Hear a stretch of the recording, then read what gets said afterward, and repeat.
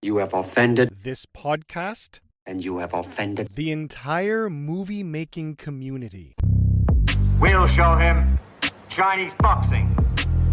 Yeah, Chinese boxing.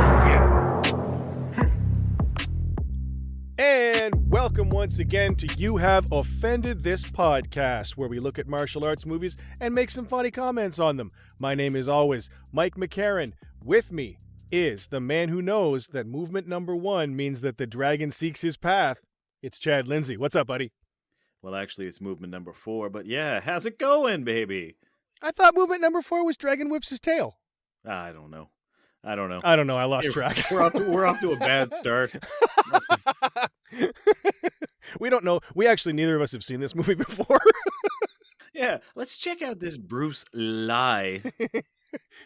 Right? Check him As out. he's so much, try some of this iced cream I've heard so much about. Oh, fuck, I love Mr. Burns. All right, so yeah, obviously we're doing Bruce Lee's Way of the Dragon this week. This is a 1972 third of the Bruce Lee movies of his sort of main. I guess he did 5 kind of main movies. We're obviously not going to count all the movies he did in Hong Kong or the ones he did when he was a kid. But the 5 main kind of box set movies.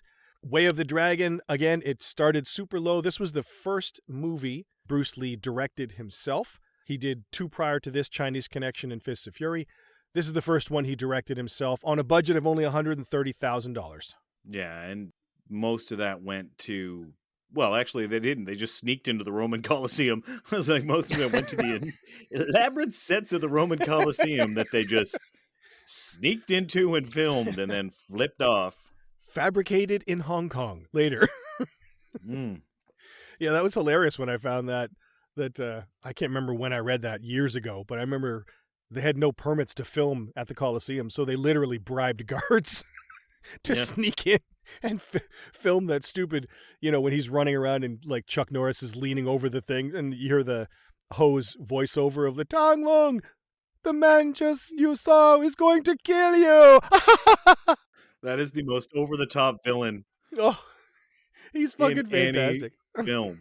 But seriously, like the whole movement number 4 and all that stuff, you and I have watched this film hundreds of times. Oh my God, easy, yeah. This is probably the Bruce Lee, well, this is definitely the Bruce Lee film that I have watched the most. It is my favorite. I rank it higher than Enter the Dragon, even though I love that film. This one just feels so Bruce Lee to me. It just feels like he's got his hands all over it, and it is undoubtedly my favorite film of his. Yeah, this is the one where you can really see the expression of what he thinks about the martial arts kind of stamped all over it, and it comes out in the fights. It comes out, I mean, we're going to get into it later when we talk sort of in depth about the fights, but you really get the sense that he was in control.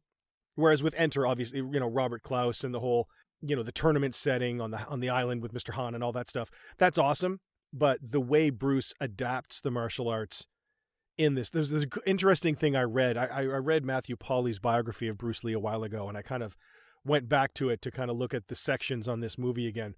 And one of the things that he was talking about in here was that you can really see how Bruce Lee took his martial art philosophy of Jeet Kune Do and really kind of put it into the film and specifically into the fight with Chuck Norris. With Chuck? Yeah, we can definitely get into that, but because that, let's not talk about it, but just go over it very briefly. That fight with him and Chuck Norris, where there is literally zero dialogue, it is a story and a film in and of itself. Yeah. And I think I know what you're talking about, and you probably know what I'm talking about. Basically, how that fight starts and ends is really Bruce Lee's story. And it's incredible. And we haven't talked about it, but we're both putting down the same vibe here. Yeah. As you watch that fight unfold, and it's amazing. So yeah, let's get into it, because this is a juicy one. Oh, this is really good. Yeah, this is the shit right here. So all right, I broke this into 5 sections, sort of as normal. We can kind of roll through it and go on offshoots as we need to. But chunk number 1, I have we're in Rome. We have a Chinese restaurant in Rome. It's threatened by the Italian mob. Uncle Wang sends to China for help, and he ends up getting Tang Lung. He is sort of quote unquote from the country, and Rome is kind of disorienting for him. He's kind of a fish out of water. The staff don't really think he's going to be able to help with the restaurant. Tang Lung sees that the guys, the waiters, have started learning karate from, I guess, books or whatever. But Ah Quen, who is one of the guys, prefers Chinese boxing, and Tang Lung says to him that he should learn anything that's going to help him. You mentioned earlier today when we were chatting about how there's very little dialogue in the first, I don't know, probably 5 minutes of this movie when Tang Lung, Bruce Lee, arrives at the airport. Yeah, because my freaking Blu-ray was across town at my studio, so I said, "Oh, geez, I'll just rent it because it's going to be like half an hour there and back." So I actually rented the Chinese version, and I didn't realize it was the Chinese version until like 20 minutes in, because there's no dialogue in the first 20 minutes of the film. I was like, "Oh, geez, I got this on the wrong language," and I actually got. There was no language choice, so I ended up driving over to get my Blu-ray. All there is that do do do do do do do do do Yes. do do. It's so awesome. Yeah. Like it is very Pink Panther. God damn, it sticks in my head. After I watch this movie, I'm humming that shit for days. Like it just sticks in my head. I don't know why. And you're listening to it, and you're like, "This music sucks." And Yeah, but then yeah. later you're like making a sandwich, and you're like, dun dun dun dun dun. Right? You're just like sashaying around the kitchen in your robe, like you're at the Playboy Mansion getting ready to go into the grotto. I love that you put me in a fucking robe. Yeah, well, Sashaying in the kitchen in your robe. Hold on. but yeah, the opening, and this is the other thing that Bruce Lee, before we get into this, Bruce Lee in all of his movies, especially the ones that, even the ones that Lo Wei directed, Yeah. he is first and foremost a character, and first and foremost it's a film, and it is a story, and he doesn't play the invincible dude right out the hop. Like, he will let things develop, and in this particular film, again, that first 20 minutes, he's just they're showing that he is not the perfect character. They're showing all of his faults, his awkwardness. Like, even at the very beginning when he's in the airport and that Italian lady is like staring at him like, the close talker, and he doesn't know what to do, right? And he can't speak to her. He can't say, "Hey, you bother me, old lady. Frig off." Yeah, get out of here. He just lets that awkwardness sit and soak, and Yeah. that's what I like about it, because in none of his movies is he kicking ass in Act 1. No, it's very, very rare for him to get into a fight early. That stuff builds, and the tension. They need to find out, okay, who are the bad guys here? What's going on? What are the stakes? Yes, yeah. What are the stakes? And to sort of establish the bad guys as being kind of a credible threat, so that he can defeat them. Like in this so when movie. he does defeat them, it's that much better. And that even goes back to the Big Boss or Fist of Fury, wherever you're looking at the release. Yep. He's wearing that necklace, which is an allegory to him making his promise not to fight. And when that physically gets ripped off, and he's just like, "Rah!" and they're like, "Bah, bah, bah," and he just starts wiping the walls with those little ice factory workers. Yep. And it's an amazing moment, and he understands that, and that's exactly how he sets this film up. He's walking around, and the funny thing is, when I played my Blu-ray, his stomach is growling like crazy in the international one that I watched today, but those sounds aren't nearly as audible in the North American version, which I have. So his stomach That's is crazy, just growling. really? Like, he's standing there, and it's just like, it's just like his stomach's growling like crazy, because he's hungry, and that's what leads him to go into the restaurant, which wasn't on the VHS version that I owned when I bought the VHS box set version. Yes. The 4 films, those scenes weren't in it. There's quite a few scenes on the Blu-ray that were not in the VHS version when I owned them when I was a kid. Yeah, I remember watching it when I was younger and him just sort of stopping, kind of holding his stomach and looking hungry. And then he Yes. goes in, but you can't really hear his stomach per se, which is weird because like the whole film was shot on 35 millimeter with no sound. Like Yeah. none of the sound is there. All that shit's dubbed. So Yeah, which is pretty amazing. They even did that with Enter. And yeah, the one thing, and I mean, like, we haven't even gotten into the movie. We just love this dude so much. I know, right? There were people from Hollywood working on Enter the Dragon, which was, obviously a Warner Brothers picture, when they were surprised that the professionals on set made everything by hand. So they're like, okay, we're Yeah. gonna need, the Lost Drunken Men scene in Enter the Dragon. Yes. Yeah. Those bars, they just those were made out of wood. They're just like, put them on a lathe, we'll make all the bars. Yep. And then they painted them. Like, they legit make everything. Like, whatever you need, there's dudes there with skills that will literally make it on site. Yeah. And Yeah. like, the Warner Brothers guys were like, what the hell is going on? Why And they're just like, don't you guys "Oh, just buy we a gate for literally Christ's make sake? everything." Somebody probably Yeah. made those apples that the darts flew into. Bruce shot out of the air. Yeah. Yeah, I also found it funny that, like, not funny, but interesting, because we keep talking about Way of the Dragon and versus Return of the Dragon. Like, this film had two titles. This film was initially titled Enter the Dragon because this was his first film, his directorial debut, but then he had to change that because he got the Hollywood release with And he Warner wanted Brothers. to use it for that. Yeah. Yeah, and he used it for that and changed it to Enter the Dragon for that. And then that backed up to this one, which ended up being Return of the Dragon, or in some instances, Way of the Dragon, depending on where you go from.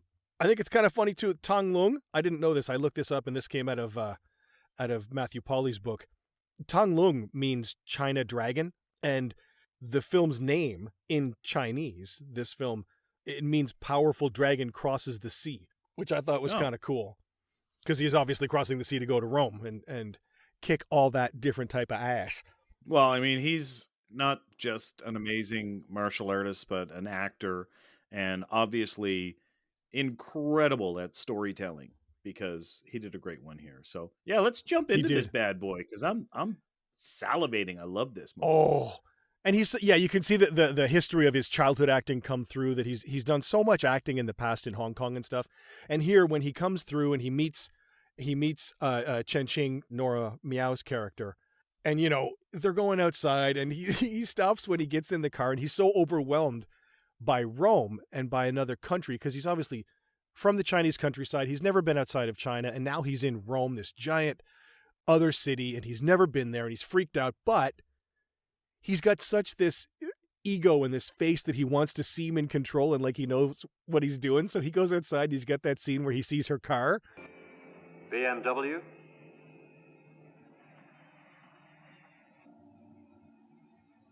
Mustang? It's a Rolls. And she's like, just get in the goddamn car, please. Just get in the fucking car. Her face is awesome in that scene. Yeah.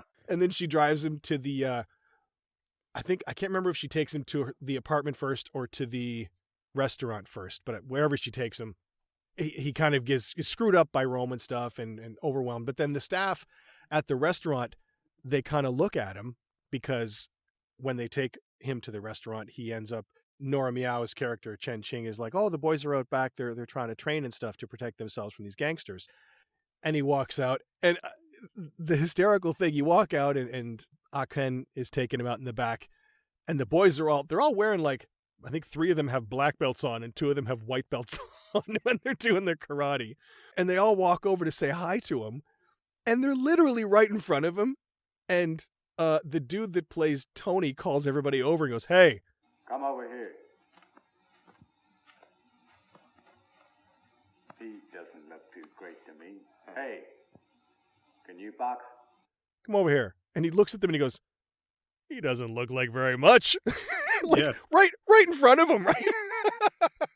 But that was the thing that was so cool. Like, he didn't really feel the need to, like, his character Tang Lung didn't really feel the need to prove himself. He's acting very awkward, and even later before he shows how great of a fighter he is. He's sitting at a table by himself pouting, and you can see, you remember all those scenes of Bruce Lee when he was acting as a little boy, right? Yep. Oh He's yeah. making those little angry Bruce Lee boy little Mm-hmm. boy faces and stuff. Yep. And I think that's great that they basically they always hold that character back, which I with this thing is great. And even when they introduce themselves, it's like, I'm Tony, Jimmy. Like, I love the dubs that they have on that too, which is, And when the guy goes, I have no English name, excellent. just call me Quen or whatever. Yeah. Yeah. That's great. It's so fucking funny. And and again, this is where you get that first kind of philosophical interjection of Bruce Lee's ideas himself as a director, when the guys are learning karate, but Quen, he says, how come you're not doing it? How about you? It's foreign. Doesn't interest me. Foreign or not, if it helps you to look after yourself when you're in a fight, then you should learn to use it. It doesn't matter at all where it comes from. You should realize that. Yeah. And in 72 or 73, and the attitude around martial arts, like, that was verboten, man. You don't do that shit. You stick with your style and you're loyal to it.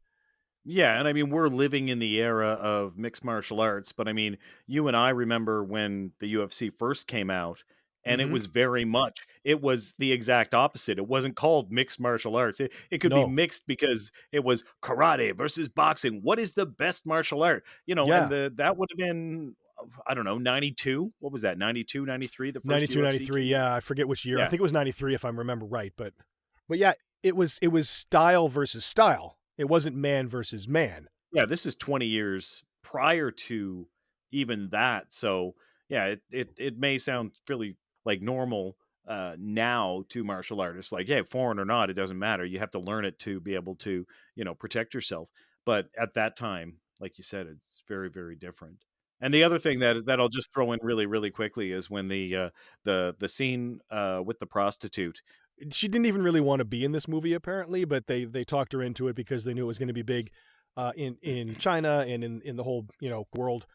And I remember Bruce put the topless scene, because initially when she's sitting on the bench there with Nora Meow and Bruce, and she's giving him the speech about, hey man, things are different here. When people smile at you, smile back. The foreigners here are quite friendly.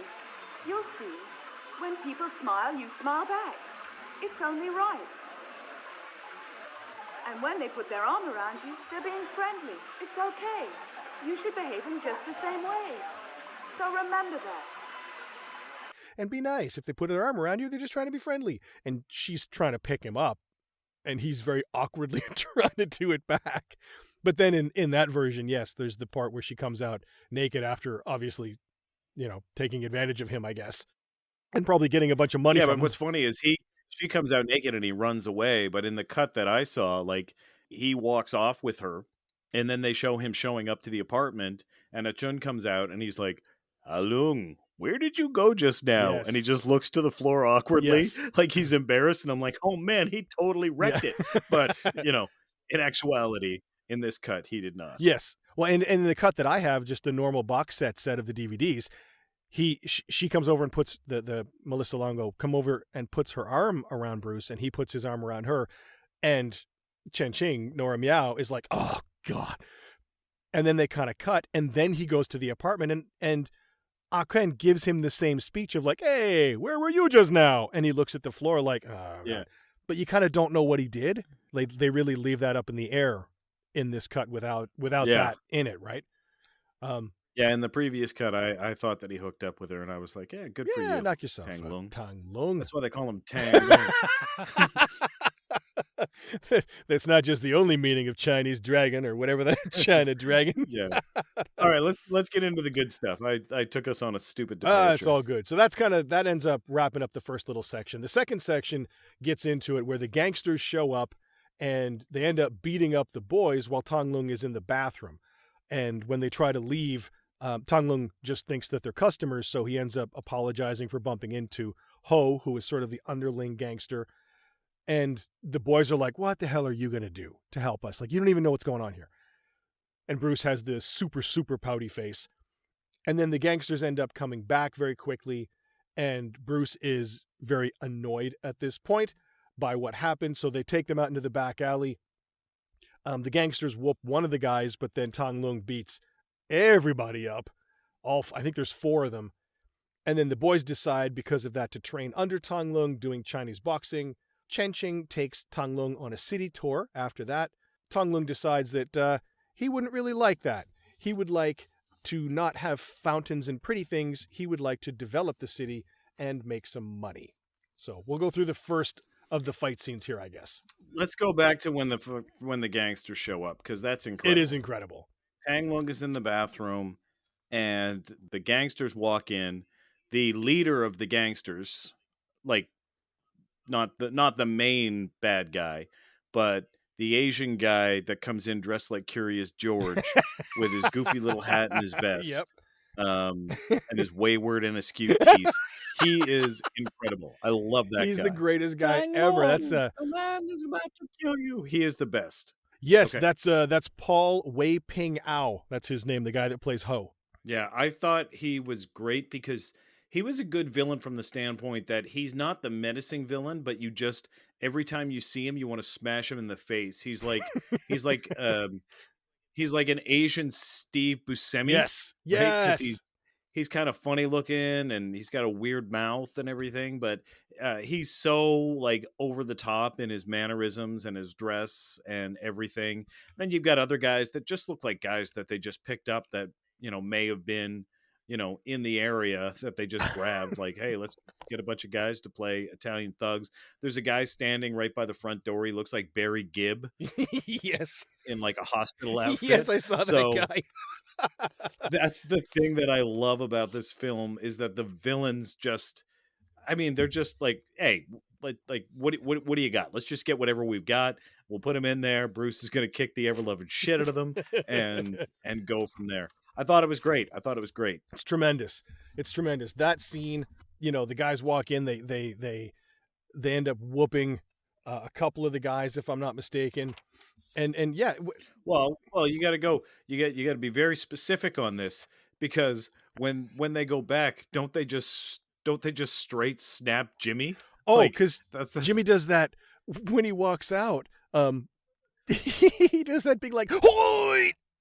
Oh!" all these little poses and deep breaths and Yeah. shit.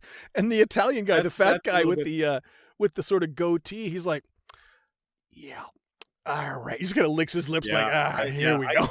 Yeah, I skipped a little bit ahead. So yeah, when they first come in, they're leaving, and Tang Lung does apologize to them, and then they just walk out, and then they cut back to the restaurant later that day, and Tang Lung's sitting by himself with those big pouty lips Yes. that I mentioned before. He's just like, God damn it, I should have I should have kicked the shit out of those guys, but I didn't, and now I have to sit at my own table. Like he's a great actor. Like again, just with his face, I just thought it was fantastic. And then the thugs come back in the evening, and that's with the Chinese spare ribs. I and was all just that. gonna say I didn't want to this is jump one to of the fight scene without talking about them at Yeah. the table. Let's do that at the table holy because he's fuck. like, may I help you?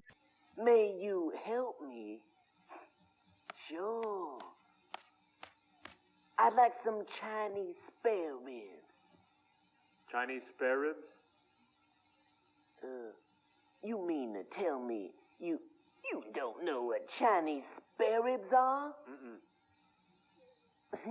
Well, let me show you, man.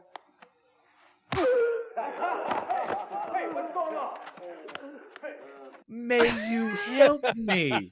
Like that. That is amazing. That scene is so good. And the funny thing is, when I mentioned this, I said they shot the whole thing on 35 mil with no sound. They came in after they dubbed all the voices. Bruce wanted to come in and dub his own voice. And apparently he just sucked at it and he wasn't good and he was holding up the process. So the other voice actors were like, look, man, you need to fuck off. Like, you need to get out of here because you're holding us up.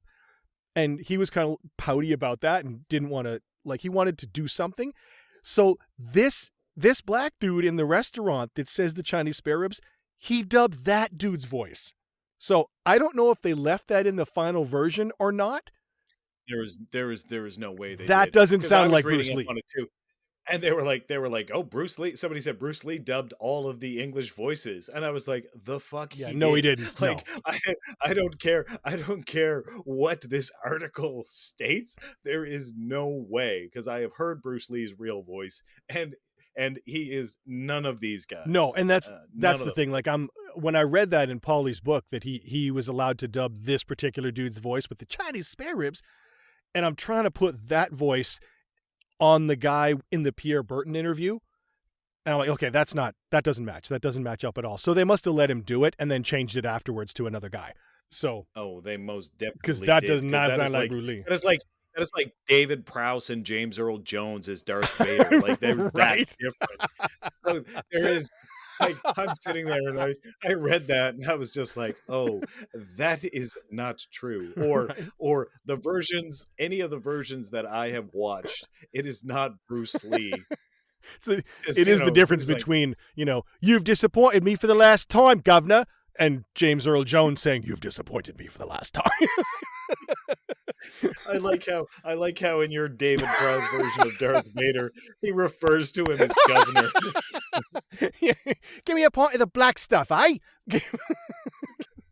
Jesus. Darth Vader, the soccer hooligan. Right? Hey, Leia, you like Alderaan, do you? All right. Shame if something would happen to it. Right. Do you know many people there, do you? All right. Better say goodbye then. But yeah, Yeah, so there's no way he Yeah, did that voice. There's no way. yeah, there's no way. That guy that did the Chinese spare ribs is awesome, and just the villains, the way they cackle and laugh, I love it. It's the greatest. I love it. It's so bad, but it's amazing. That's actually, you know what? That's one thing I wanted to bring up is because I was looking at the DVDs of this on Amazon and looking at kind of the reviews of it. And there's a bunch of people like us that are like, oh, this is the greatest movie ever. I love this, my favorite movie. And there's a bunch of other people that are like, this movie's terrible. Like, this movie's really terrible. Like, how do people love this movie? And the more you think about it, if you're just a person watching a movie and you're not kind of in the martial arts movie realm, if you watch, any of Bruce Lee's movies, if you watch Black Belt Jones, if you watch any of these older martial arts movies, you're going to think they're shitty movies because you're not kind of tuned in to the pulse of sort of the cultural change or the martial arts changes within the dialogue or the fights themselves. And that, yeah, okay, technically they're not great movies. Like, okay, yeah, in Fists of Fury when he kicks the guy through the wall and there's a fucking Wile E. Coyote cutout of the guy in the barn wall. Like, yes, that's stupid. I'll grant you that. But yeah, when you get to the fight scenes, you really see these movies shine. And there's not many fight scenes even today that you can put up against any of these Bruce Lee fight scenes, particularly this movie, that are going to hold up at the same level. Yeah, there's so much going on in Hollywood today where they're using camera angles and shaky cam and super fast cuts. But as we'll discuss in just a few minutes, there's some wide shots. Yep. There's some full-on wide shots, like Stanley Kubrick wide shots of him performing, and there's no cover-ups. There's nothing. You're just looking at the raw kicks, and you're just looking at him sending a guy straight out of frame on a goddamn 16 millimeter wide shot. But let's continue with this little gangster scene in the restaurant. Yeah. So they go out, and one of the funny, I hate to sidebar quickly again, very quickly. There's a lot of humor in this movie, from the way Tong Lung acts in the beginning to the part right now where they go into the alley to fight, and Jimmy steps up to fight the heavyset Italian gangster, and he does his little, martial artsy opening with the heavy breathing and the forms, and the Italian gangster just flatlines him with one punch that's crappy, and then the African American dude walks up behind him and goes, Chinese boxing. Bastard. Chinese boxing, and they go, like, in one of the fucking funniest moments of the film. This movie really, really was the first one to put together martial arts and comedy and make the martial arts comedy genre that Jackie Chan kind of went on to really put a stamp on as sort of his oeuvre, if you will. You know Yeah. what I mean? Like Jet Li and Jackie Chan came up as, Chinese opera entertainers, and they really put their stamp on that. Bruce Lee he's a martial artist. First and foremost, he's a martial artist. And then he learned the filmmaking business as sort of an addendum to that. So his whole focus is the martial arts, which is why you get exactly what you just said. He knocks out, the Italian guy knocks out Jimmy, and then Alung, or not, I'm sorry, not Alung, Ken or whatever, Chinese boxing, we'll show them one day, those bastards. And Oh, well, the funny thing is, I say that all the time because, like, I will say that because I will say, lousy bastards, we'll get him in the end. right. If only I knew how. Like, I do that all the time. Like, I legit say that, like, weekly, right? Because somebody will do something that'll piss me off, and somebody will say, oh, so-and-so just did that. And I'll just look at them and like, we'll get him in the end. Those bastards. If only I knew how. And they nobody ever has picked up on it. I have said that literally thousands of times, and people just look at me like I'm nuts, right? I was like, it's hysterical. I love that dude. I'm waiting for the moment for somebody to actually recognize that I'm actually saying a line from just the film. Burst out laughing, right? I love it when Tony's just like, I'll go, and then when he walks in and he's like going, he goes, wait, we'll show them Chinese boxing. And then and Shanna's like, Chinese boxing. And then they both go, and then he does that little slap back. They slap each other in their chests, and then they just kind of give each other like the upwards nod, like that aggressive dude. Up, like you have the downward nod of respect and the upwards nod of let's get this shit going. Yeah. He does the upwards chin nod. I loved it, and then Bruce does that northern kung fu type flurry, with right? a little come here hand. Yeah, it's reminiscent to me of very northern kung fu, not so much the Wing Chun style, which is southern. But anyhow, and then he just does that roundhouse kick, and he kicks the Italian guy like with a roundhouse kick in the back, like I just and drops him. Like they're facing each other. Yeah, I thought it was great. Yeah, this was an amazing fight scene just to get the movie going. And you're a half hour in. They just do a half hour setup before Bruce Lee starts kicking ass. It's awesome. And he knocks the first heavyset dude out, and then the other black dude is going to go, and I think it's one of the other two guys is going to go, and the skinny Chinese spare ribs guy goes, no, I'll go. And then you hear the little yeah. That is incredibly racist. Super racist, right? When I was a kid, I saw this movie for the first time when I was like 11, and even I was just like, "Oh, they're gonna play a little bit of soul music as soon as the black guy gets up to fight." A little bit of hi-hat there. That's a bit much. And his little quick jabs, and Bruce takes him out. And then I have shown this particular scene to so many people because yes, I know. Holy shit! Yeah. He's sitting on the black dude, and the other two guys come forward. And as they kick him, he blocks the kick and throws the one dude away, the other black dude, and he drops the skinny blue-shirted white dude, gets up, drops the black dude, and then does a side kick on the blue-shirted white dude that sends him, as you mentioned, fucking out of frame. And if you watch that in frame by frame, which I did, there's no way he had a pull on him. Bruce kicked that dude, and I'm sure that was the last day of filming. Yeah, no, he kicked him out of the frame on a super wide shot. And you and I, because I remember we were at my house and we rewound that goddamn tape so many times, and we were just like, let's watch it again. Let's watch it again. Did he really kick him? Because that guy, whatever movie they were filming on the set next door, whatever it was, like Chinese carnival or whatever, there's a bunch of people doing a fucking song and dance number. I swear to God, a guy in a blue shirt came flying into their set and ruined the take because Bruce Lee kicked that guy into another movie. There's a cutting room floor piece of celluloid somewhere with some like dance scene in a hall somewhere, and then some skinny hippie in a blue shirt comes flying through the fucking wall. Exactly. Somebody please make that. Oh my like they're God. doing the Chinese version of Singing in the Rain, right? And they're just like, do, boom, through the wall. Oh my because god. he wrote that Oh, guy. He wrote yeah, him. there's no way that guy didn't get hurt. There's no way. It's one of my favorite. No, it's legit one of my favorite things because he really kicked him. Oh yeah. Like he, like that, like you said, there was no wires, there was nothing. It's just like I'm gonna kick this motherfucker in the chest.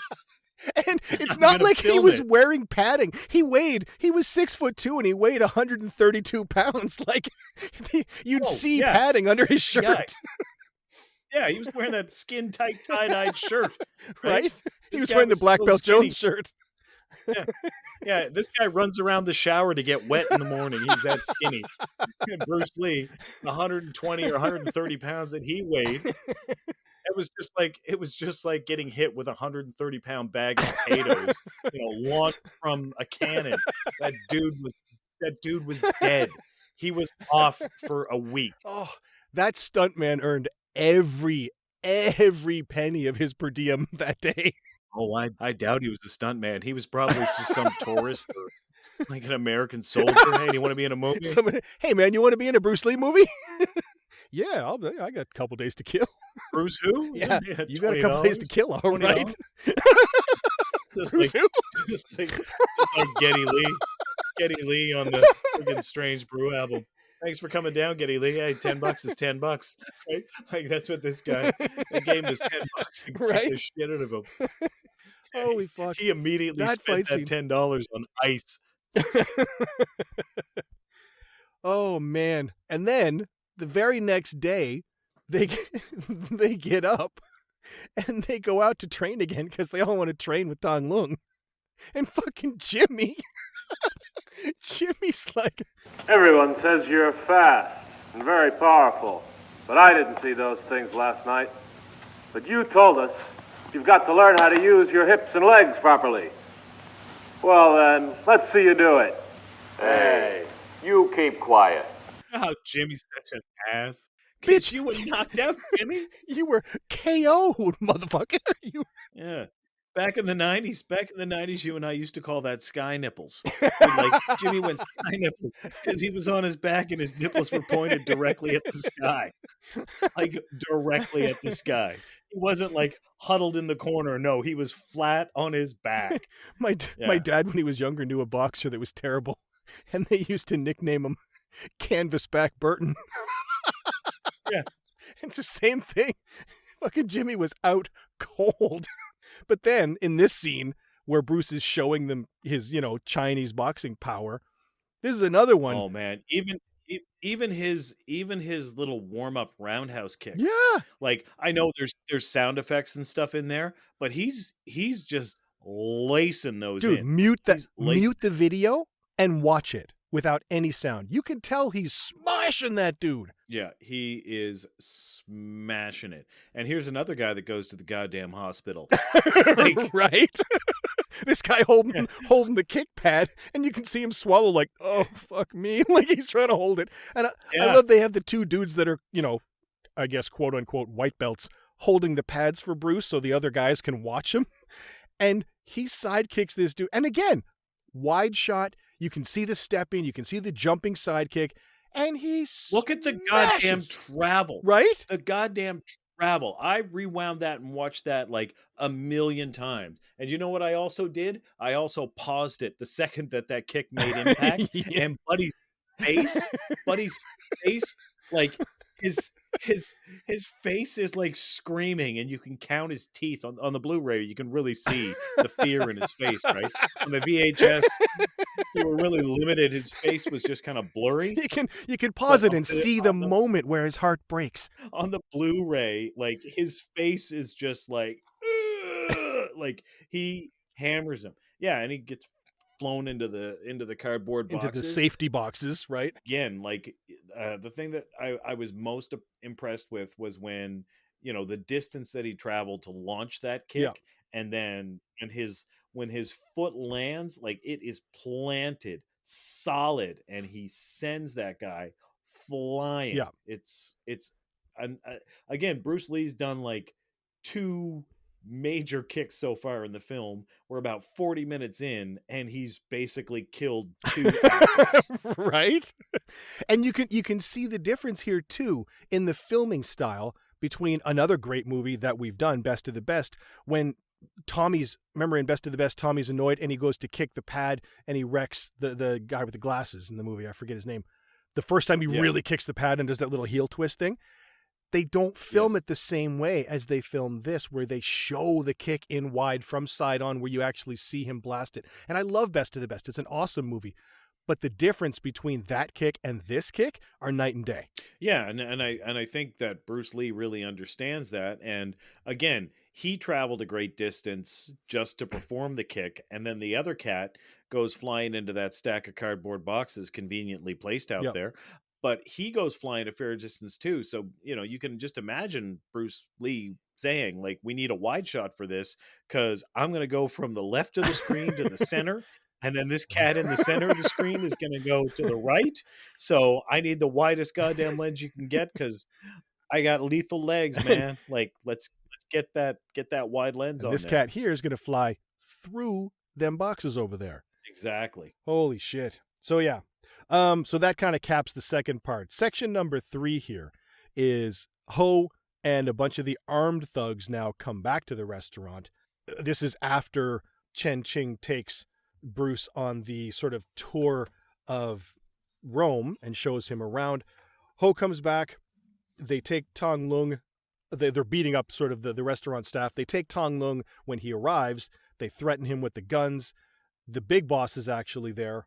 The big boss is played by John T. Ben, the sort of English-looking dude that's really thin. He's there.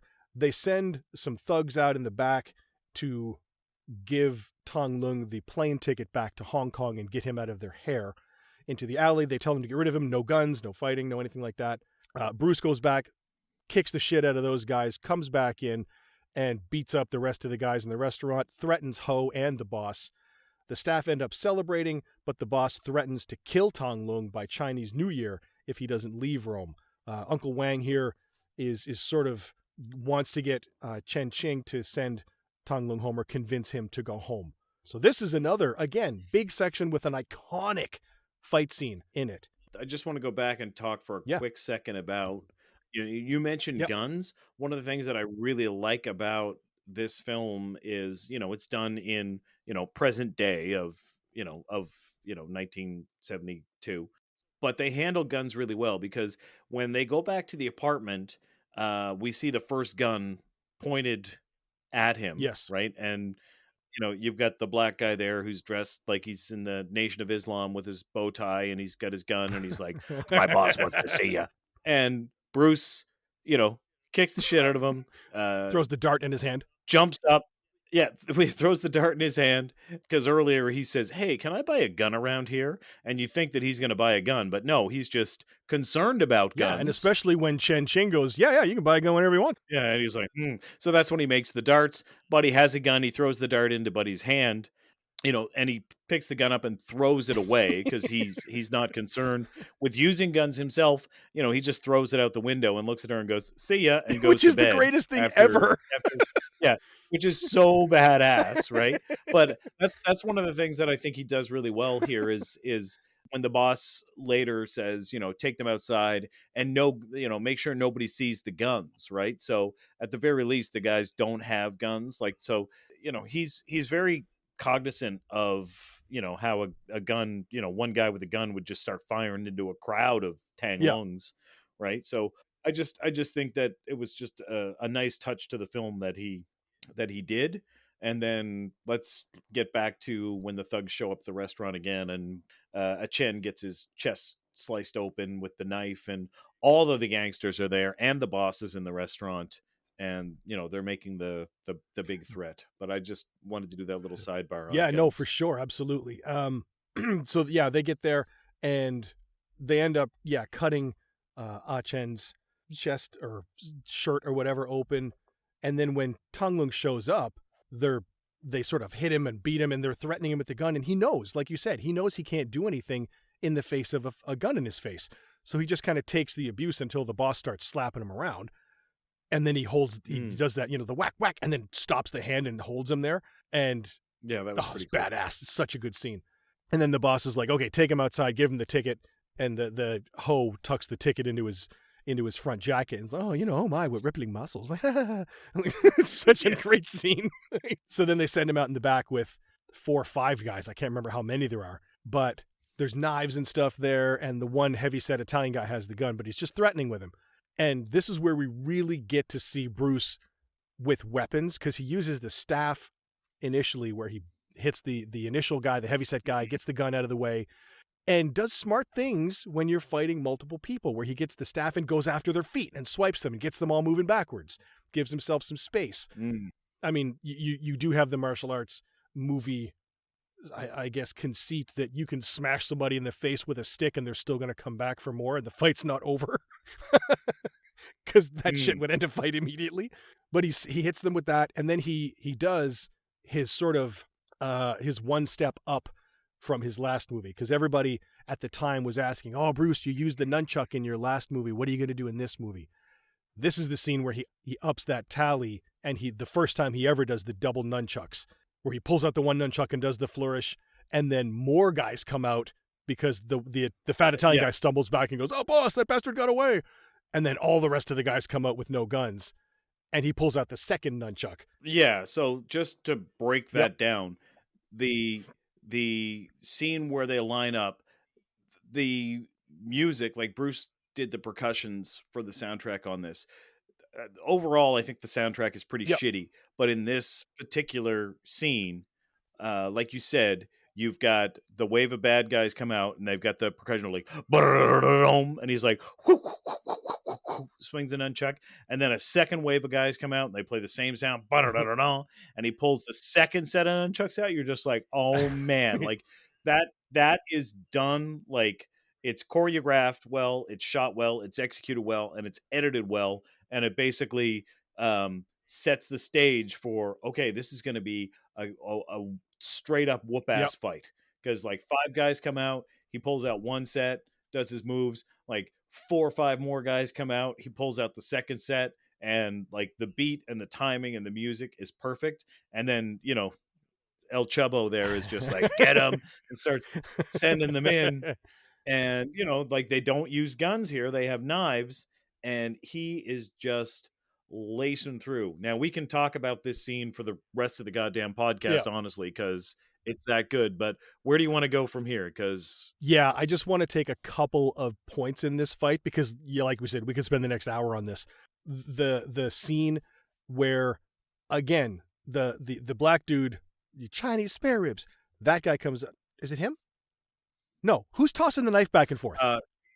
You're talking about the other black guy that does the yes, at the office. End. He's tossing the knife that guy. From hand to hand.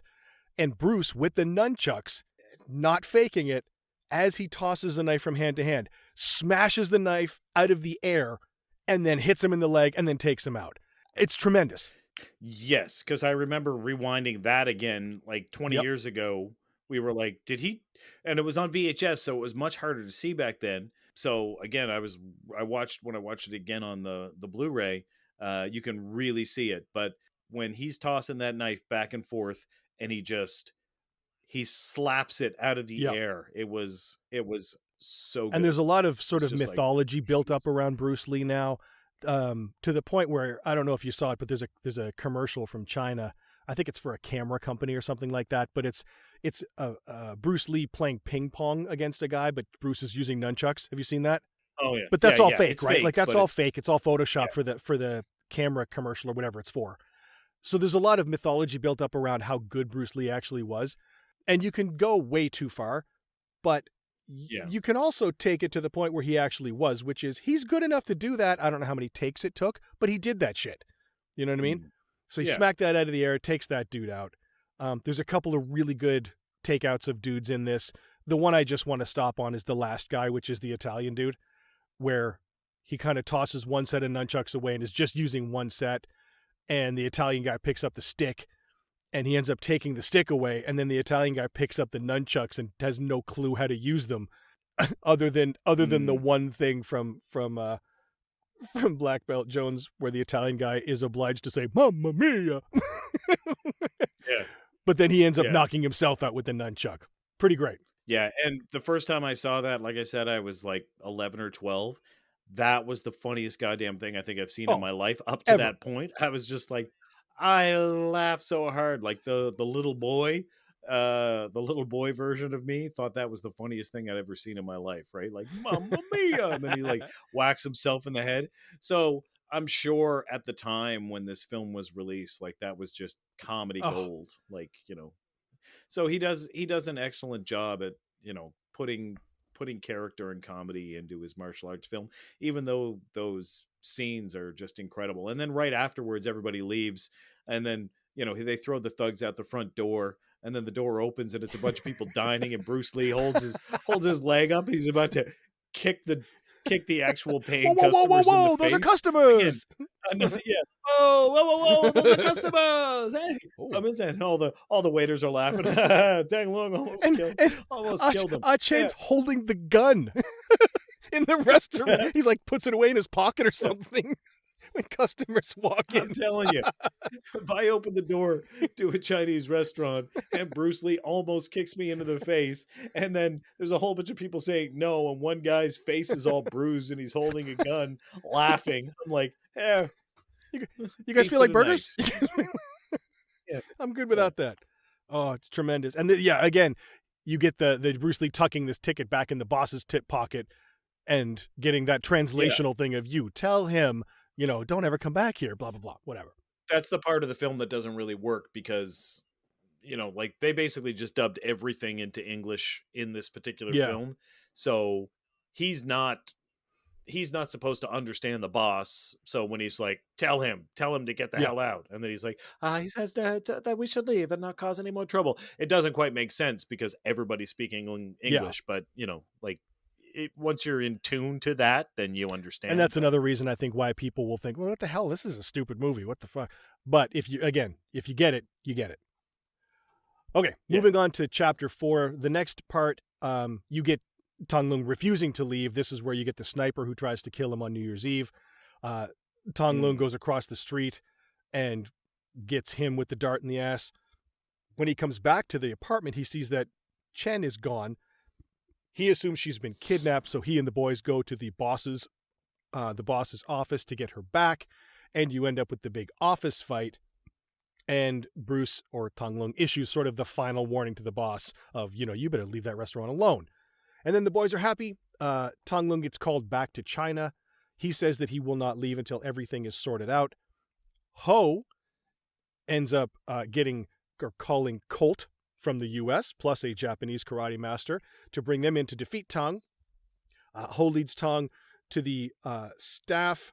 Ho leads the Tong Lung and the staff to sort of an isolated area where the Japanese guy and Colt's student beat up Jimmy and Tony until Tong Lung steps in. He beats those guys up. He goes to the Coliseum, and he ends up facing Colt. All right, so let's get into the office fight scene.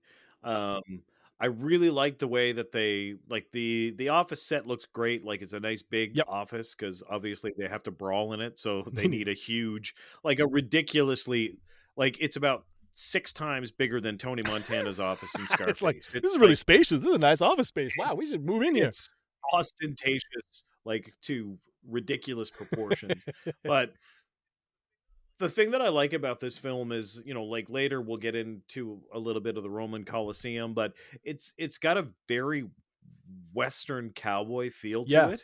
So even when they're in the office and then all of a sudden you hear Bruce Lee he comes into the room whistling, and they all stop and look up, and there he is just whistling because he just walked in there. That's such like a cowboy, Sergio Leone type film. Which he probably watched as well. When Bruce Lee did anything, he always did it at 1,000%. He did nothing half-ass. So he probably watched all the good movies. He's like, I'm going to put that in my movie. But the office fight, and again, we're going to be asked to rate the martial arts in this film. The office fight is just, it's typical to a lot of those kung fu movies where people are just flying in and out of frame, flailing and Yeah, and there's just a lot of real messy stuff Yeah. in here.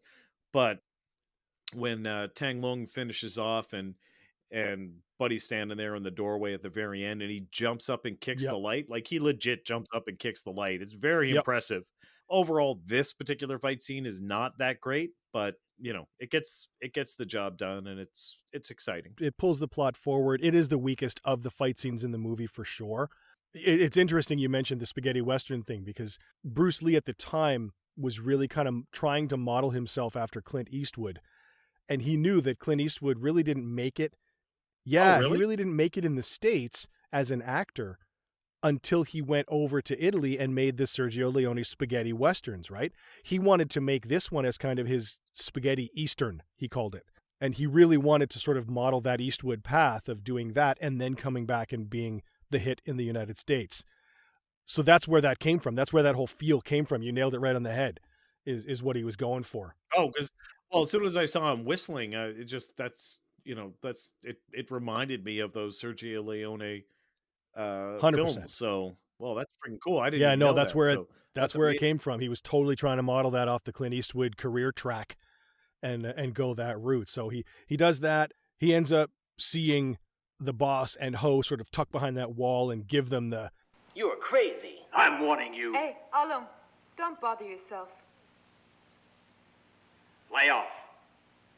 the final little, hey, you gotta leave this place alone, and gives him the what Yeah. for? Lay off. And does the knuckle crack, which he does in everything, even when he's working out Yeah. on the balcony. Yeah. And you hear he's not doing anything that would crack a knuckle, but everything's cracking. Yeah. It's tremendous. So they leave, and the sort of small plot point of Tong Lung being called back to China, but he's not going to leave. And this is where we get Ho telling the boss, hey man, I've got this Japanese guy who's going to come in, who's actually a Korean dude.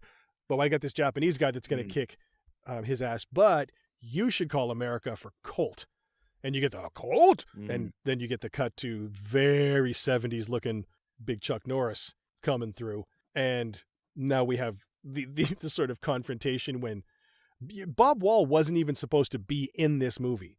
Like Bruce Lee got Chuck Norris to come in as sort of the heavy, and Chuck Norris and Bob Wall worked together and were business partners, and Bob Wall was Chuck Norris's student. And when Chuck was going to Italy to be in this movie, Bob Wall basically said, hey man, you're my business partner. Like, fuck you. You're not going alone. Bob Wall paid his own way to go to Italy. And when he got there, Chuck sort of talked Bruce into giving him a part in the movie. So that's why he ended up being there. And he walked in and ended up being Colt's student. I think he's billed as Fred, but he calls him Bob because he says Bob's my student. But I believe he's billed as Fred. But he's credited as Fred. Yeah. Bob's my student. So Bob tries to beat up the Japanese, and then they end up, Colt beats up the Japanese guy, if I'm not mistaken, in the office very quickly. Yes, he does. And then they get the final sort of lead up where Ho goes to the restaurant and lures Tong Lung and the staff out to the dirt parking lot. And you end up with the first of Bob and the Japanese guy coming in.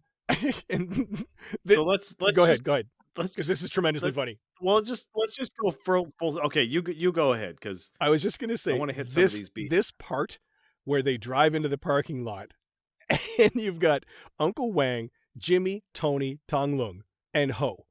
They drive into this dirt area out in the middle of nowhere. They get out of the car. Ho runs away, and you have Bob and the Japanese guy walking up in karate uniforms, looking threatening, and Uncle Wang goes, Huh? He's gone. Doesn't matter. We'll get him. Hey, this is a trick. They're trapping us. hey, this is a trap. Yeah. It's the funniest shit I've ever But the seen, fact- and it took them that long. All right. So first of all, the fact that they cannot see that it's a trap, because even he's like, when he first walks in, he's like, "Oh, happy New Year, everyone! What exquisite decor!" Yeah. Hey, the boss feels really bad about what we did. but would we all get together tomorrow and be friends? and Uncle's just like, yes, I think that's wonderful. I can see business getting better already. Oh, so exquisite. I'll meet you all tomorrow at the Emperor's Restaurant. And then they go to the restaurant, and he's like, sorry, the boss couldn't come to this. Something came up. But let's go get to meet him now. I have a car. And he goes, where are you taking us? And Jimmy goes, it doesn't matter, we'll go. And he goes, oh, you're very brave. Come with me. Right? And I'm like, oh my God, this is totally a trap. So by the time they get to the old abandoned dirt road, and these guys are walking down, and Ho runs away, and he's like, hey, this is a trick. They're trapping us. Like, you're just like, no shit.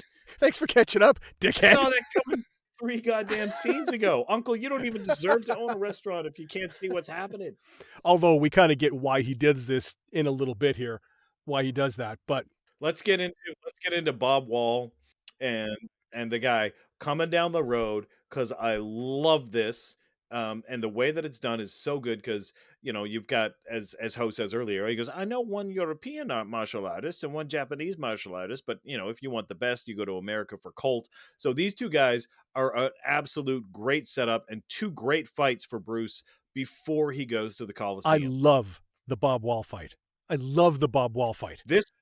Okay, let's break it down, because this is the shit. Go ahead. The shit, because Bob Wall comes up, and first of all, Tony's like, I'll go, and Tony goes up, and Bob Wall just laces him out with a trip and punches the crap out of him. That's a wrap. Then Tong Lung jumps in, and they sort of square off, and they size each other up, and there's a tremendous wide shot where you see both of them, and Bob Wall starts to move in, and Bruce uses the oblique kick on his front leg to stop him. Editor's note, it's actually a side kick to the chest, not an oblique kick. That comes later with the Chuck Norris fight. And several times he does this in this movie. And the timing is so goddamn good. This is, I think, the first movie that I've ever seen use the oblique kick in the next fight with Chuck Norris. Later, coming up very soon. To stop movement. And he does it so effectively. He does that. He does the kick to Bob Wall's lead hand, where Bob Wall's leaving his right hand out as a jab. I think it's his right hand. But Bruce sort of flick kicks his hand as he moves in.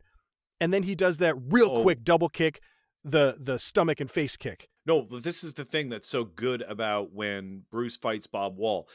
Like you said, Bob Wall's got his right hand forward. Bruce kicks his hand, right? And Bob Wall shakes it. And he doesn't just tap his hand. He fucking lifts that right in there, right? And then he kicks it a second time, right? And you're just like, holy shit, because he's legit making contact there, right? You've got 2 real martial artists, right? So they can make body contact. So he laces that first one into his arm. He laces a second one into his arm. The third one, the kick comes up, and Bob moves it because he doesn't want to get hit in that arm again. Like, this is all planned choreography, right? And he moves it. Bruce has got a mid kick coming up, and then when he moves it, he changes it mid kick into a head kick. Like, that is amazing. I've watched that dozens of times. This is my second favorite fight scene in the movie. Yeah, and it's like a 1-minute fight, dude. Like, that's how good this film is. Like, they're like, okay, let's put Bruce and Bob together. It's like a 1-minute fight scene, and it's dope. It's choreographed well. But again, like we were saying before, this tells a story. It's like, boom, he kicks that lead hand. Boom, he kicks the lead hand again. He goes for the third kick. He moves it so it doesn't get kicked, and then he goes right up to a head kick. It's awesome. He's setting. You can see him setting pattern. Really you can good. see him setting patterns, and then breaking the pattern to end up hitting Bob Wall. If you ever watch Robin Black's breakdowns on Instagram, he would do a great breakdown of this fight, because exactly the thing of setting patterns and then breaking them to hit your opponent. And you mentioned before, when real martial artists fight, you can set that wide shot and just let them go.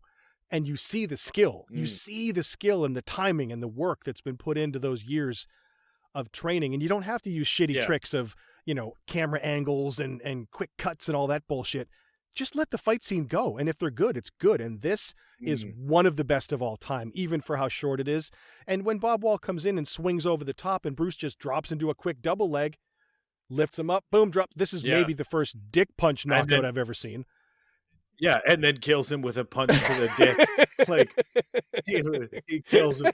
He's like, and now that I've taken away your right arm because I kicked it, I'm now going to kill you with a punch to the dick. Smash you and your future prospect of a family. Yeah, it was awesome. And then the best thing is they zoom right over to his next Who's opponent. fucking up the other two guys. He's knocking those two guys. And Bruce's forearms are like, I know he's a skinny Popeye. dude, but his forearms are Popeyes. Like, they're just massive. Like, right after that fight with Bob Wall, he's He's all over, yoked. and you can just see how big his forearms are just like monstrous. And you get the Japanese guy dropping one of those guys, dropping the other guy, standing there, turning around, facing Bruce Lee, and giving the very classic line, Here's your name, Tang Long. and then off they go to the fight, man. And there's like 4 people in the world that know this, but you remember I trained my dog to attack me? Oh, yeah. My dog Sandy, back in the 90s. I remember that. Like, Sandy, I'd be messing around, and I'd look at my dog Sandy, and I'd be like, "Is your name Tang Long?" And she knew that mean that we were gonna play, right? And then you'd go, and she'd run at you. She'd run at I me. remember she'd run and jump at you. It was fucking awesome. Yeah. I'd put her on one side of the yard. I'd say, "Hey, watch this. Watch what I trained my dog to do." I'd set her on one side of the yard. I'd go to the other, and she would just sit there staring, waiting, because she knew it was coming. I'd be like, "Is your name Tang Long?" And she'd just stare, and I go, "Rah!" And she'd just charge. She would like literally jump up to my like fucking chest height to try to take me out.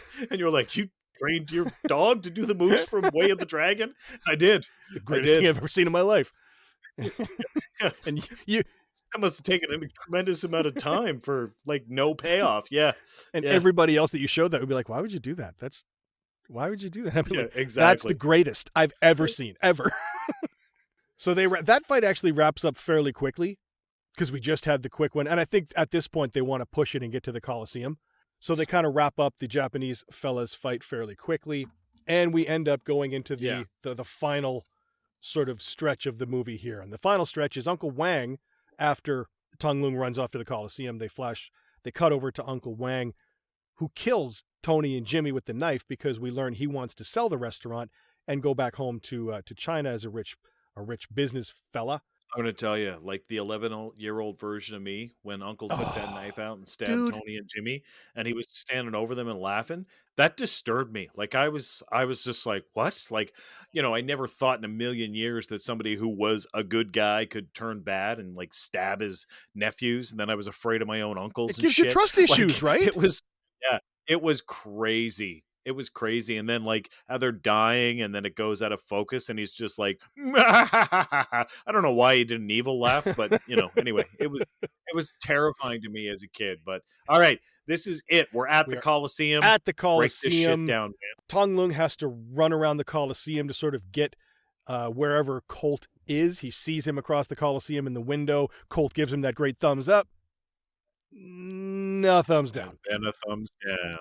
They run around. You get Ho yelling the man you just saw is going to kill you, taunting him. All the cheap shots around the Coliseum of Colt looking down at Bruce. And then they finally come into the actual fight arena where they meet. And this is the set, but you can see it's actually done very well. They frame it well. And you have a nice big open area where these two guys come in and they recognize each other as, okay, we have to fight. And they also recognize, all right, we're going to take 5 and warm up here. So they take their shit off, their tops, and warm up. Go ahead. This is great. Like this whole thing is poetry. Yeah. Like at the very end, this last fight, it is just, I said at the very beginning, like this is storytelling. Yeah. And he literally tells an incredible story here with no words. Because Colt and Tang Lung never speak. Minus the cat going to start the fight. Yeah, the cat. Like, what the hell was up with that I don't know cat? what happened to the cat, but that's the only one thing that I'd be like, I'd probably redo that.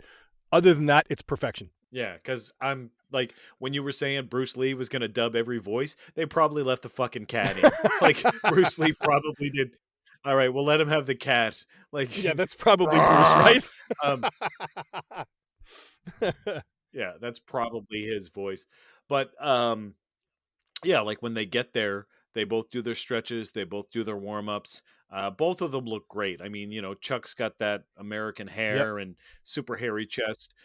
Bruce looks great when he's doing his stretches and he's popping his shoulder blades out yep. and stuff. Like they're getting set up for a gladiator battle in the Roman Colosseum, life or death match. They both know the stakes and they're both professionals and they're both getting ready for the Yeah. match. And like Bruce, when he was talking to Chuck Norris prior to this fight, he asked him, "How much do you weigh right now?" I don't know, like 160 ish. And Bruce said, "Put on 20 pounds, okay?" And Chuck was like, "What are you talking about? It's like 2-3 months till filming or something." But Bruce's, here's the thing, Bruce's argument was, "I want Chuck to look bigger so that it's more intimidating when you see him. And it's better as for me as a smaller guy to beat a bigger guy. It's more of a David Goliath thing." I think he also knew very, very well about aesthetics and image on screen. And he knew that he's, shredded. And he didn't want Chuck to show up shredded too to upstage him. I think he wanted Chuck to have a little bit of cushiony on him, right? Not that Chuck looked bad, because he Chuck's didn't. wearing that little. No, he didn't. But he's wearing that little elastic gut belt thing, so maybe Chuck did put the weight on. I don't know. I'm just talking out my That's ass true here. too, yeah. But he is wearing that little elastic belly thing, so maybe he threw on some weight and just put that on there to cover up a little bit of the pooch. extra Yeah. lbs. So then they start off. They finally come up. They've got a little sweat going on, and you get them hit their stance. They start to come in ready, and you get that, close up of the eyes, close up of the eyes, close up of the cat, close up of the eyes, close up of the eyes, close up of the cat. Meow! And then the fight starts. And it starts off very, as Bruce Lee intended, classical, sort of classical karate against classical, I guess, kung fu in his case. And very, very stationary, very solid poses, very solid stances on the ground. Chuck is sort of using his sport karate bounce back and forth. And initially, for the first half of this fight, they're going back and forth. They're using good wide shots. You can really see what's going on. And Chuck is getting the better of him. Chuck's hitting him with combinations. Chuck's putting it together and laying him out and hitting him in the face, man, and putting a beating on him. Yeah, they're both very stiff, and I don't say that in like a negative way, but very, very traditional martial arts, like, lockdown, not necessarily practicing sparring, but like when you would dig down into a stance and you would practice your your solid seek and punches and stuff like that. They're very very traditional, very slower movements. And you're right, yeah, Chuck definitely gets the upper hand, knocks Bruce down, and that's when Bruce gets up and you see Bruce starting to do less of like a formal Wing Chun style and more of what he was known for, his Jeet Kune Do style, and he's bouncing and moving. And you can just, it's almost like the progression of Bruce Lee's study of martial arts, changing from what he originally learned to what he later developed for himself. Absolutely. And I think that's what he intended with this fight scene, is to show him, as he would say, trapped in the classical mess, right? Of stuck on the floor, stationary stances, trying to defend with, block, block, block, block, block, punch, punch, punch. As opposed to when Chuck drops him and gives him the shaking finger, no, I got you. And Bruce stands up and sees Chuck bouncing, and then he starts to kind of shuffle his feet back and forth and start to bounce. And Chuck notices, like, oh, he's changing. He's adapting. Yeah, because when Bruce starts changing, they show the kitten playing with a little ball of water, right? cord or something. A little water, whatever Fluff he was or something. wadding with. Because now Bruce Lee is an allegory for the cat, and the cat's toying, and then that's when Chuck changes that rather rigid stance. He starts moving around, but Bruce is constantly moving his feet. Chuck goes to kick. He's stopping the kicks. He's raising the knee, doing crane blocks and stuff. Then he does like those goddamn 3 kicks to the head. So good. Just really, really, really good. And again, that's done on a wide shot, and it's not edited. It's legit 3 kicks, which you don't typically see in later martial No, arts not films. not outside of honestly of like Thai boxing, where you're seeing guys practice on pads and doing the pop pop pop, and it's so Yeah. fast. It's so fast. It's so good. It's so accurate. When he does like wheel kicks, obviously you can't hit somebody with a wheel kick in a movie, but like he knows the camera angle, and the camera angle is such that when it goes across the guy's face and hits him. And when they're doing the striking, there's a scene where, Chuck and he are tied up, and they do a couple of blocks, and then Bruce just pop, pop, pop, pop, pop, pop, and really quickly hits him to the chest and face. Yeah. It's stunningly fast. Like straight down the pipe. Stunningly fast. Yeah. Yeah, really fast. And the funny thing is, like, when I was watching this again today, it did remind me of one other thing, was an interview that I saw with Chuck Norris when they were talking about, because just to go back for a second, when they're doing this fight, like the camera angles are such that you don't quite see the contact, because like they hide it, but like they're not really hiding it, if It's that just makes behind the sense. shoulder of Chuck, right? Like just enough. Yeah, it looks like they're making, like they're firing it right down the tube, and they're making contact, but they're not sticking it like they're really trying, but they're making physical contact, right? You can see that they're making contact. It's not like, okay, now I'm gonna fucking full speed kick you in the nuts, Chuck. Like, like they're making contact. And they were talking. I saw an interview with Chuck Norris talking about him doing Lone Wolf McQuade with David Carradine, and he was saying, like, because Chuck's legit Hell too, yeah, he right? is. Like, I've read Chuck's goddamn biography, The Secret of Inner Strength, and he's talking about how he was trained in Korea, and just how brutal it was. And when he was fighting with David Carradine, he's like, okay, we're gonna do this fight scene. He goes, hit me in the body anywhere you want, as hard as you can. That's fine. Yeah.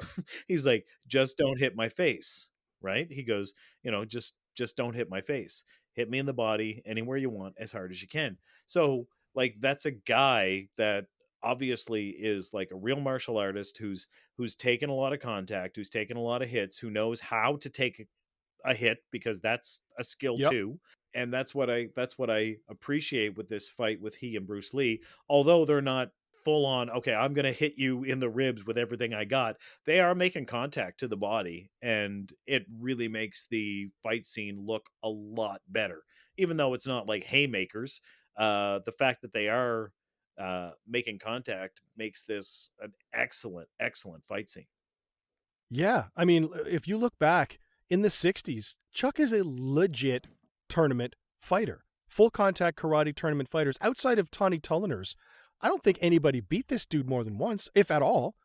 He's 100% legit. Tough as nails, knows what he's doing, and it shows. It shows on screen. He knows how to punch. He knows how to control his stuff. He's 100% legit. So I was just going to say, like, in his book, when he talks, he was like, he'd be training in Korea, and it'd be the middle of the winter, and they would have all the doors and windows open. And like his training would be, stand in a horse stance for 2 hours. Right. Fuck. And then Yeah. for 2 hours. And then when he got out of his horse stance for 2 hours, he had to do a cat stance, 45 minutes per leg. Jesus, Like 45 really? minutes on his right leg, and then 45 minutes on his left leg. He's like, that was his workout one night. Like 2 hours in the horse stance, 45 minutes of cat stance each leg, then you can go home. Just But build it's that also slow the middle of twitch the muscle, winter. right? Yeah, and it's also the middle of the winter, and you're not moving around and building up a sweat. You're just going to stand there in that position, and we're going to open the fucking doors, and that's your training. When you take somebody like that actually went through that Tang Soo Do training, you're just like, okay, now fight a guy. It's like, yeah, shit, I'll fight somebody. Yeah. Yeah, no problem. That's easy. That's easier than standing for the entire evening. What's he gonna do? Kick me? Oh no. Anyway, I digress. I just wanted to just say how goddamn tough He's the dude tough is. as nails. And you see that actually here in the end of the fight scene, when Bruce ends up, Chuck gets him up against the wall, and Bruce does that up strike to Chuck's elbow and breaks his arm, and then that down kick to break his leg. Yeah.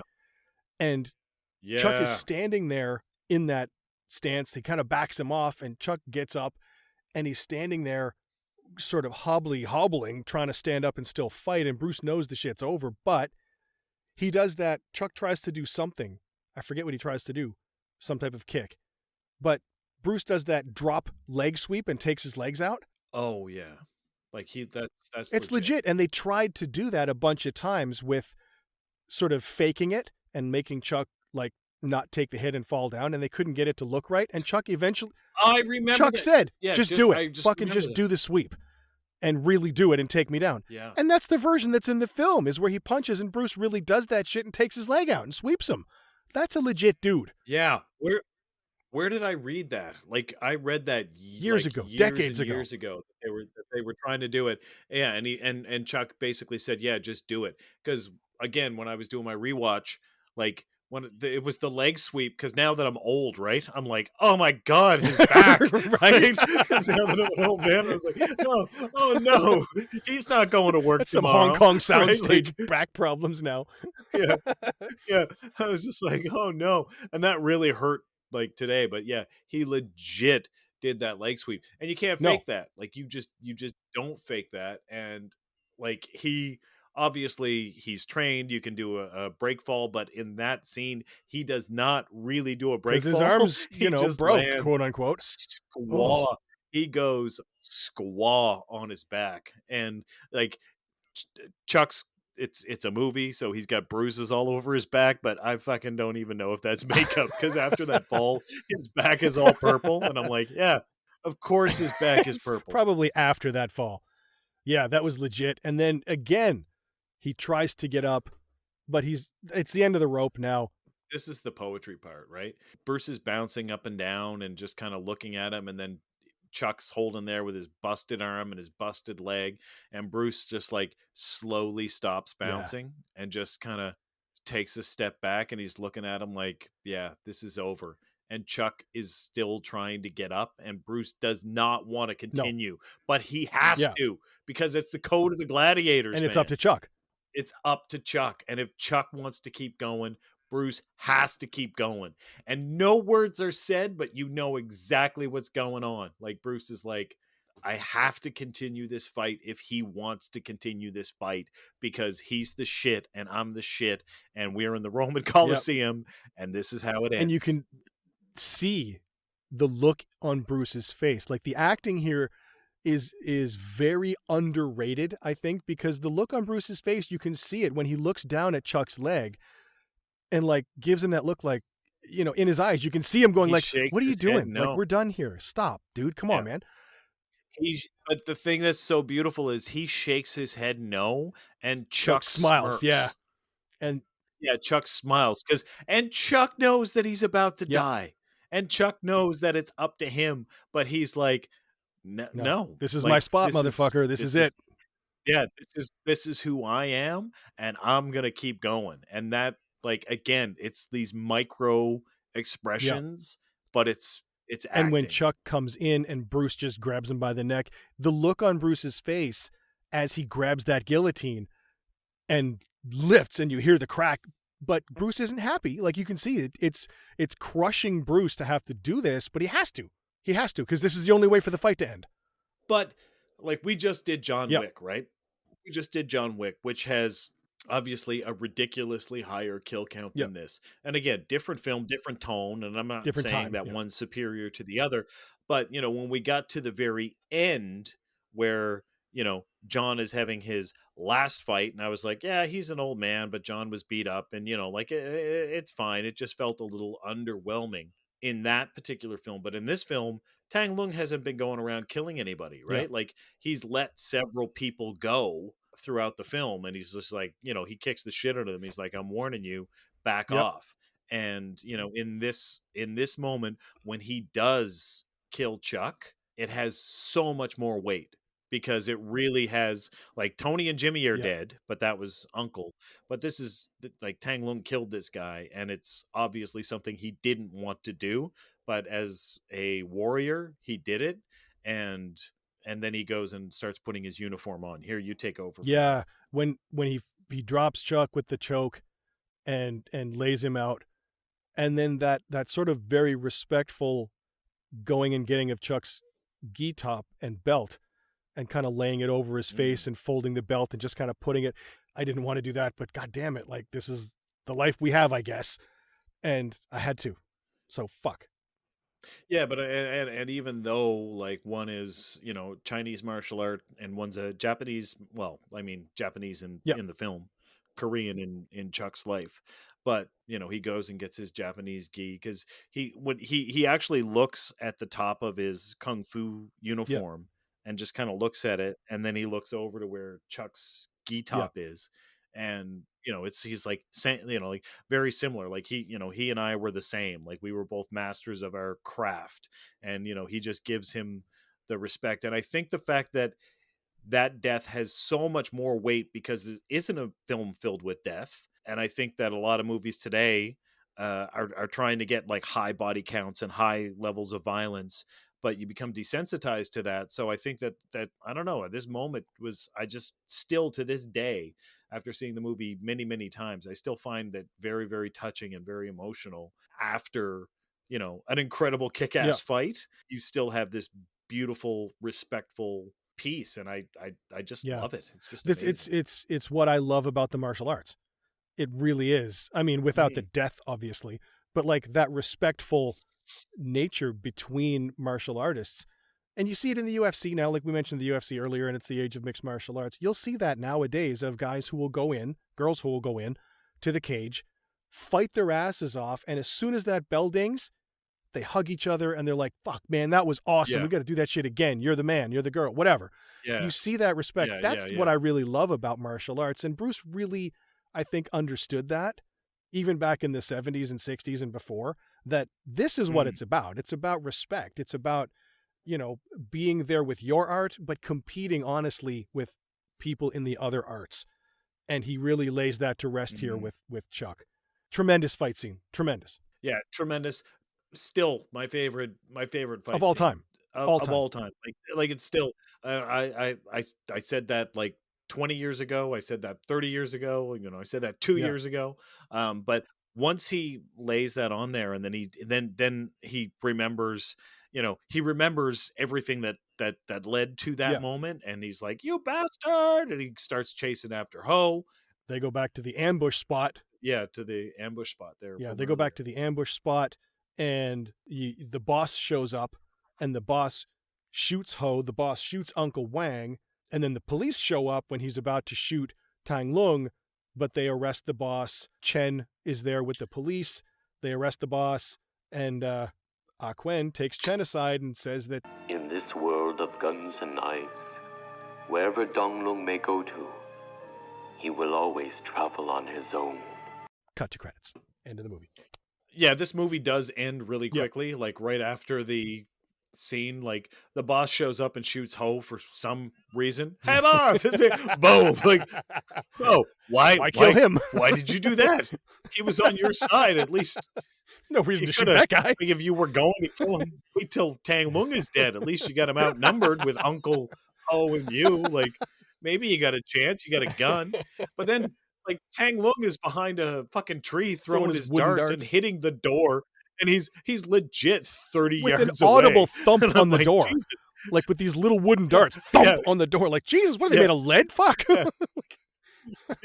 How are you able to throw wood that far? Like, but, yeah, it's almost like that when he's back in the Coliseum and goes, "You bastards!" It's almost like he's yelling at the audience to be like, "Damn it, we have to wrap the rest of this up. Like it should have ended right here, but we got to tie this loose end up." I don't know. Like I never thought about this before, but isn't the Coliseum like downtown? Oh yeah, it's way the hell away.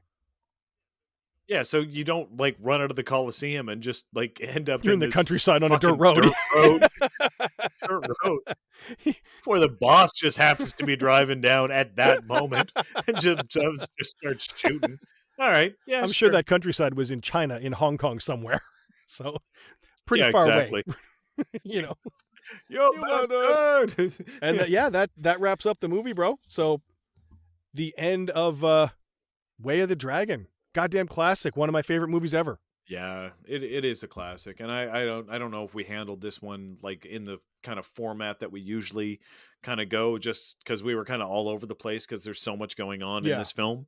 But um, yeah, it's still, it's still, I think, one of the best martial arts films ever made, despite, a lot, that a lot of people don't like that opening 30 minutes because it's, it's not martial arts, but I appreciate what he's doing and building up Tang Lung as a Yeah, man, you character. got to take that time and set it up. And it's, it's a victim of its time. I mean, you can't look back at a movie from the 40s with the people going, yeah, I say, yeah, what are you going to do over there? Copper, come on in here. Nobody talks like that.